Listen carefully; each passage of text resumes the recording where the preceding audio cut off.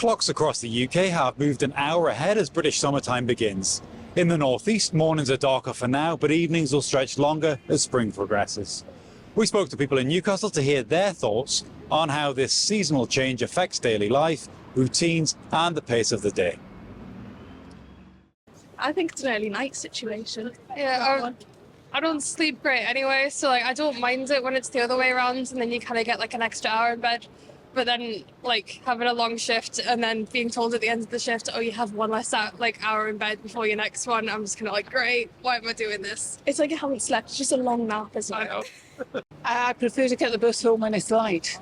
So probably I prefer the cinema, I guess. Because it's hard to see where you are on the bus when it's dark, you know, and I live miles away. I remember I've been trying to go to bed early. And I don't really like it going forward. I wish it would just stay in one area because they did it for like farmers, didn't they?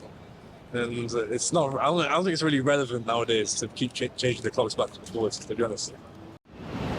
British summertime, also known as daylight savings time, was first adopted in the UK over a century ago to make better use of natural daylight.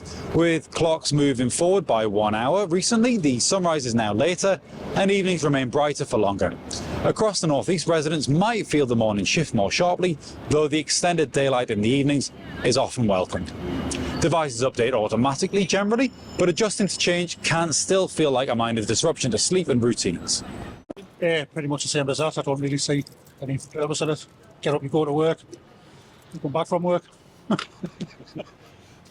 How do you feel with it? Obviously, the mornings are a bit darker all of a sudden. Again, you get up, you go to work, you come back from work. It doesn't really make a whole lot of difference.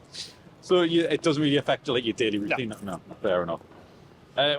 So it was down to you then? Like, would you keep the clocks the same all year? I'm fairly nonplussed about it all, to be fair. It really makes no difference to us. So.